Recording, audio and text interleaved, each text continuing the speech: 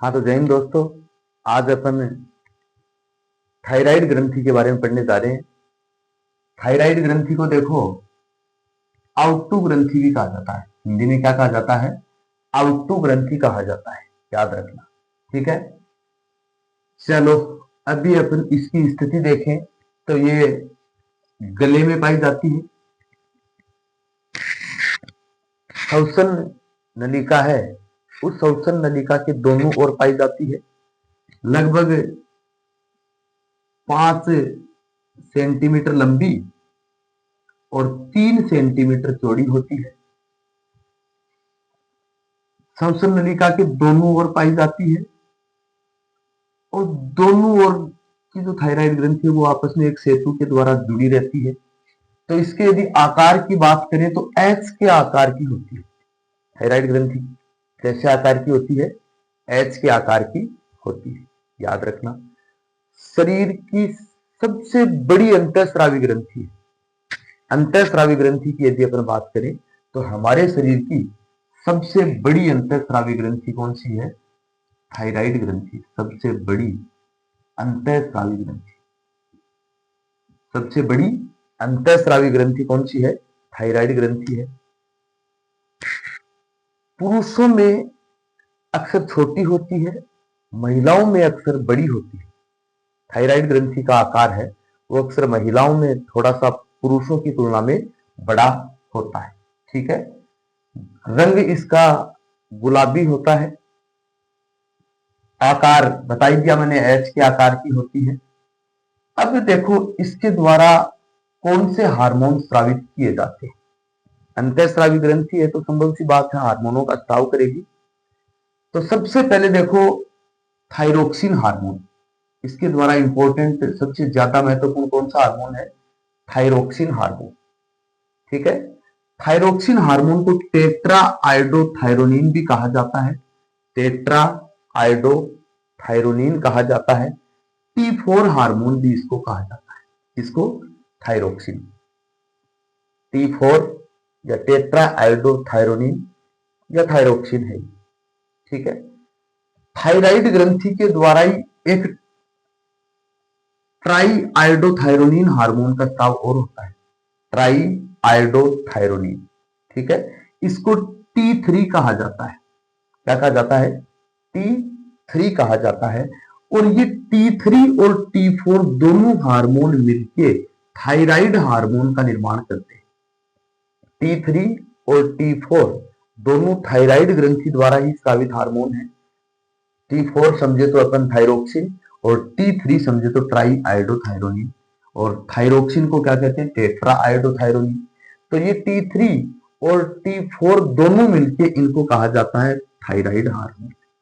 इन दोनों में 90% भाग तो होता है थायरोक्सिन का, T4 का, और 10% भाग होता है अपना T3 का। ठीक है, चलो थायरोक्सिन जो हार्मोन है वो याद रखना आयोडीन और टायरोसिन पदार्थों से मिलकर बना रहता है। इससे मिलकर बना होता है आयोडीन और टायरोसिन पदार्थों से मिलकर थायरोक्सिन हार्मोन है वो बना होता है। ठीक है, एक तीसरा हार्मोन इसके द्वारा स्रावित होता है कैल्सिटोनिन। कौन सा होता है? कैल्सिटोनिन। किसके द्वारा? थायराइड ग्रंथि के द्वारा। ठीक है, ये क्या करता है? ये मूत्र में कैल्शियम के उत्सर्जन में वृद्धि करता है। मूत्र के अंदर कैल्शियम का जो उत्सर्जन होना है उस उत्सर्जन में वृद्धि करता है और अस्थियों के विघटन होने को कम करता है, मतलब हड्डियों को टूटने से बचाता है। कौन बचाता है? Calcitonin hormone. ठीक है, तो ये तो हो गए अपने कैल्सिटोनिन हार्मोन के कार्य। अब देखो अपन देखते हैं थायरोक्सिन हार्मोन के कार्य। इसके कार्य थायरोक्सिन हार्मोन इंपॉर्टेंट हार्मोन है। तो देखो थायरोक्सिन हार्मोन शरीर की वृद्धि में उपयोगी होता है। हमारे शरीर की जो वृद्धि होती है उस वृद्धि के अंदर सबसे ज्यादा महत्वपूर्ण कौन सा हार्मोन है? थायरोक्सिन हार्मोन, याद रखना। ग्लूकोज के अवशोषण को बढ़ाता है। हमारे जब अपन भोजन करते हैं तो क्षुद्रांत्र के अंदर भोजन का अवशोषण होना है और उससे अपने को ग्लूकोज मिलना है। तो उस ग्लूकोज के अवशोषण को बढ़ाने का कार्य कौन करता है? थायरोक्सिन हार्मोन करता है। ठीक है, जिससे अपने को लगातार ग्लूकोज मिलता रहे, ज्यादा मिलता रहे। हृदय स्पंदन दर में वृद्धि करता, थायरोक्सिन हार्मोन है वो हृदय की जो स्पंदन दर है उसके अंदर भी वृद्धि करता है। शरीर के तापमान में वृद्धि करता है, शरीर के ताप में वृद्धि करने का कार्य या शरीर के ताप को नियंत्रित करने का कार्य कौन करता है? थायरोक्सिन हार्मोन करता है। और शरीर में प्रोटीन संश्लेषण, एंजाइम संश्लेषण, ग्लूकोज संश्लेषण, इन सब का संश्लेषण करने में उपयोगी होता है। देखो बड़े इंपॉर्टेंट कार्य है थायरोक्सिन हार्मोन के। तो एक तो शरीर की वृद्धि करता है, ग्लूकोज का अवशोषण बढ़ाता है, प्रोटीन संश्लेषण को बढ़ाता है, एंजाइम संश्लेषण को बढ़ाता है, शरीर के ताप में वृद्धि करता है, हृदय स्पंदन दर में वृद्धि करता है। तो बड़ा इंपॉर्टेंट हार्मोन है थायरोक्सिन हार्मोन। ठीक है, याद रखना मेंढक की लार्वा अवस्था है ना, उसको टेडपोल कहते हैं, और उसका टेडपोल से कायांतरण होके, टेडपोल का जब विकास होता है तो टेडपोल लार्वा अवस्था से, और जब वो बनता है, मेंढक बनता है, तो इस पूरी प्रक्रिया को भी नियंत्रित करने वाला थायरोक्सिन हार्मोन है। कौन सा हार्मोन है? थायरोक्सिन हार्मोन है। ठीक है ना, तो मेंढक वाला एक स्पेशल याद रख लेना आप, थायरोक्सिन हार्मोन। बाकी अपने अंदर, मनुष्यों के अंदर ये कार्य करता है। कौन करता है? थायरोक्सिन हार्मोन करता है। और बोले तो आयोडीन करता है या टायरोसिन करता है, क्योंकि थायरोक्सिन हार्मोन है वो किसका बना रहता है? आयोडीन का बना होता है। ठीक है, ये कार्य करने के कार्य करता है। अब मान ले अपन की इसकी कमी हो जाए, किसकी कमी हो जाए? थायरोक्सिन हार्मोन की कमी हो जाए। कैसे हो जाए? कि थायराइड ग्रंथि है वो थायरोक्सिन हार्मोन का स्राव कम कर दे, तो उसकी कमी से अपने अंदर अनेक रोग हो जाते हैं। एक रोग होता है देखो आउटू मानवता या जड़ मानवता भी इसको कहा जाता है। आउटू मानवता या जड़ मानवता कहा जाता है। थायरोक्सिन हार्मोन की कमी के कारण ये रोग होता है, और ये अक्सर छोटे बच्चों में होने वाला रोग है। ठीक है, छोटे बच्चों में जब ये रोग होता है तो बौने रह जाते हैं, तो शरीर की वृद्धि नहीं हो पाती है, एक उनमें मानसिक क्षमता का ज्यादा विकास नहीं हो पाता, मंद बुद्धि बालक वो रह जाते हैं, शरीर का विकास भी ढंग से नहीं हो पाता है। इसको क्या कहते हैं? आउटू मानवता। होता क्यों है? थायरोक्सिन हार्मोन की कमी के कारण होता है। एक है बेटा आउटू अल्पक्रियता या मिक्सीडिया।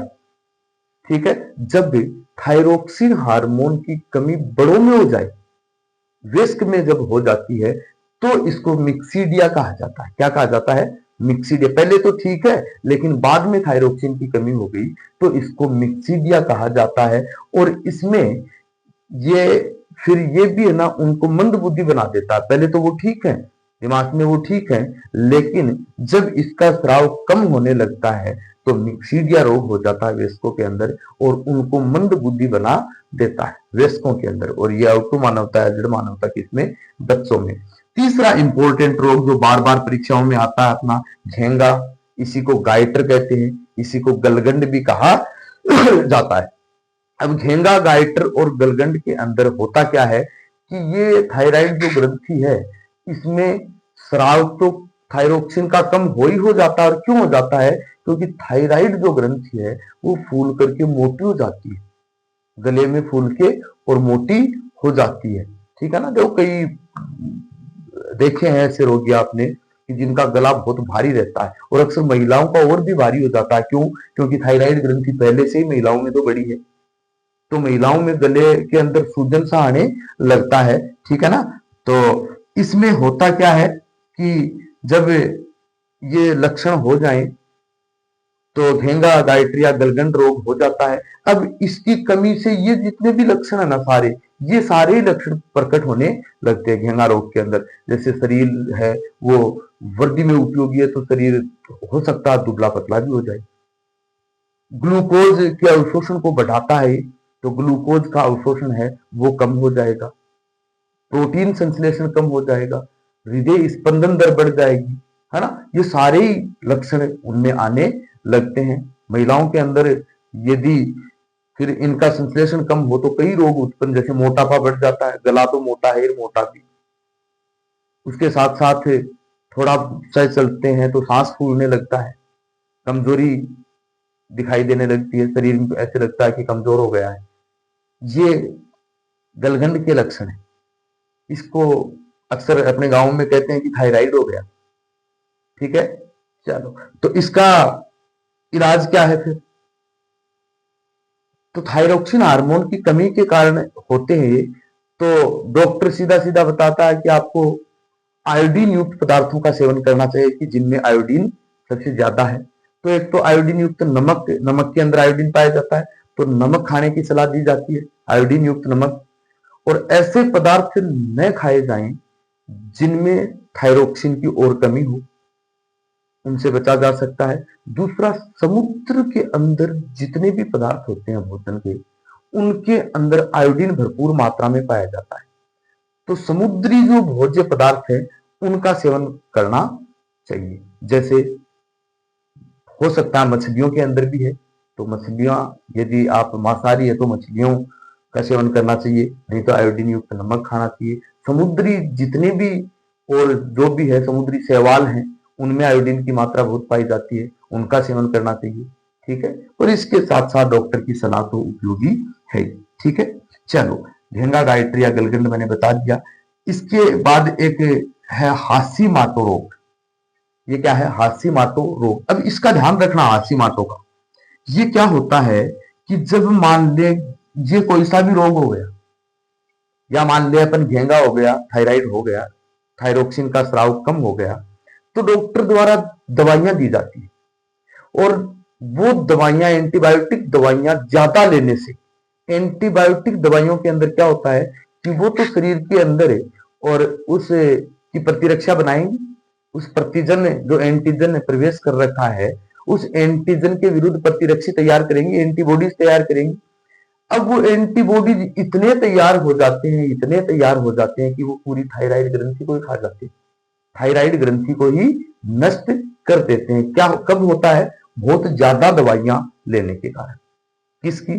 थायराइड की दवाइयां ज्यादा लेने के कारण हाशीमाटो रोग हो जाता है, जिससे पूरी थायराइड ग्रंथि है वो ही नष्ट हो जाती है। इस रोग को कहते हैं suicide of thyroid, suicide of thyroid. तो थायराइड ग्रंथि यदि नष्ट हो गई, इसके बाद तो दिक्कत है। ठीक है, चलो, ये इसकी कमी के कारण होने वाले रोग थे। ठीक है, यदि इसका स्राव बहुत ज्यादा हो जाए, यदि थायरोक्सिन हार्मोन का स्राव ज्यादा हो जाए, तो ज्यादा स्राव होने से भी रोग होते हैं। एक रोग होता है नेत्रोत्संधि। क्या है? देखो मैं यहां से लिख देता हूं, नेत्रोत्संधि। इस रोग के अंदर थायरोक्सिन के अधिक स्राव से होता है, और इसका स्राव जब ज्यादा हो जाता है तो व्यक्ति की नेत्र गोलक, आंखें है ना, वो ऐसे बड़ी हो जाती है, नेत्र गोलक बड़े हो जाते हैं, ऐसे भूत के टाइप का दिखने लगता है। ठीक है ना? तो इसके अतिस्राव के कारण होता है। एक अतिस्राव के कारण होता है प्लूमर का रोग, प्लूमर रोग। ये भी थायरोक्सिन हार्मोन के अतिस्राव के कारण होता है प्लूमर रोग। इसके अंदर है ना, थायराइड ग्रंथि के अंदर गांठें बन जाती है, थायराइड ग्रंथि के अंदर ट्यूमर बन जाने से ये रोग होता है। कौन सा रोग? प्लूमर का रोग। और एक होता है ग्रेवी का रोग, ग्रेवी का रोग। एक क्या है? ग्रेवी।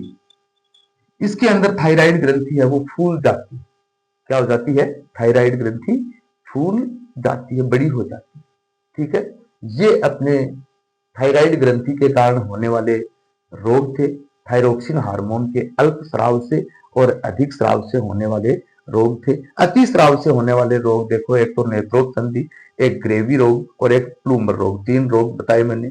और कमी के कारण होने वाले देखो, एक तो आउटू मानवता है, जड़ मानवता बताया मैंने, एक मिक्सीडिया बताया मैंने, ये बच्चों में है, ये वयस्कों के अंदर है, घेंगा गाइटर, गलगंड या थायराइड, इसके बारे में आपको बता ही दिया। ये लगभग महिलाओं के अंदर या पुरुषों के अंदर बहुत ज्यादा होने वाला रोग है। और जब बहुत ज्यादा एंटीबायोटिक दवाइयां ली जाती हैं इसकी, तो हाशीमाटो रोग हो जाता है। इसको सुसाइड ऑफ थायराइड भी कहा जाता है। ठीक है, ये अपनी थायराइड ग्रंथि है, परीक्षा के लिए बड़ी उपयोगी है, शरीर की सबसे बड़ी अंतःस्रावी ग्रंथि है, याद रखना, गले में पाई जाती है। और इसके अंदर से परीक्षा में प्रश्न आने की बहुत ही संभावना रहती है। तो इसको बेटा जी ढंग से पढ़ लेना, और अपने अगली क्लास में बात करते हैं अगली ग्रंथि की। ओके।